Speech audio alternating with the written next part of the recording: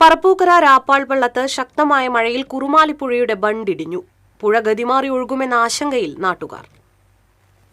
ബണ്ടിടിഞ്ഞതോടൊപ്പം പുഴയോരത്ത് നിന്നിരുന്ന 2 വൻമരങ്ങളും പുഴയിലേക്ക് പതിച്ചു. 15 മീറ്ററോളം നീളത്തിലും 6 അടിയിലേറെ ആഴത്തിലുമാണ് ബണ്ടിടിഞ്ഞത്. മഴ ശക്തമാകുന്നതോടെ വെള്ളമുയർന്ന് പുഴ ഗതിമാറി ഒഴുകുമെന്ന ആശങ്കയിലാണ് നാട്ടുകാർ. പുഴയ്ക്കു കുറുകെ വീണുകിടക്കുന്ന മരങ്ങൾ ഒഴുക്കിന് തടസ്സമാകുമെന്നും ബണ്ടിടിഞ്ഞ ഭാഗത്തേക്ക് വെള്ളമെത്തി കൂടുതലായി ബണ്ടിടിയാൻ ഇത് കാരണമാകുമെന്നും നാട്ടുകാർ പറയുന്നു. പുഴ ഗതിമാറി ഒഴുകിയാൽ പ്രദേശത്തെ വീടുകളിൽ വെള്ളം കയറും. ബണ്ടിന്റെ ഒരു വശം പുഴയിലേക്ക് ഇടിഞ്ഞതോടെ ബണ്ടിന് ബലക്ഷയം സംഭവിച്ചതായും നാട്ടുകാർ പറയുന്നു. ബണ്ട് തകർന്നാൽ 100 കണക്കിന് വീട്ടുകാരെയാണ് ബാധിക്കുക. 2018 പ്രളയത്തിൽ ഈ പ്രദേശത്ത് ബണ്ടിടിഞ്ഞ് പുഴ ഗതിമാറി ഒഴുകിയിരുന്നു. തുടർന്നുള്ള വർഷങ്ങളിൽ പുഴ കവിഞ്ഞൊഴുകുമെന്ന ഭീതിയിൽ വീട്ടുകാർ മാറി താമസിക്കുകയാണ് പതിവ്.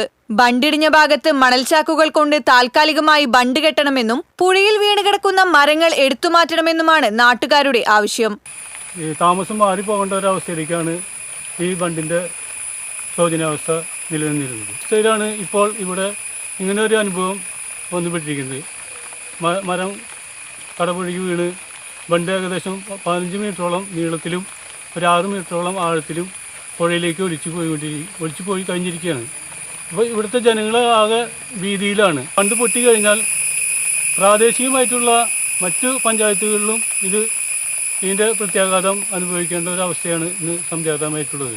അതുകൊണ്ട് അധികാരികളോട് പറയാനുള്ളത് എത്രയും വേഗം ഈ മരം മുറിച്ചു മാറ്റി ഈ മണ്ണിടിഞ്ഞു പോയ ബണ്ടിൻ്റെ ഭാഗം അത്രയും താൽക്കാലികമായെങ്കിലും മൺചാക്കുകൾ നിരത്തി ഉയർത്തി ഫില്ല് ചെയ്യാൻ അധികാരികൾ തയ്യാറാവണമെന്ന് ഞങ്ങൾ നാട്ടുകാർക്ക് വേണ്ടിയിട്ട് ഇവിടെ അപേക്ഷിക്കുകയാണ്.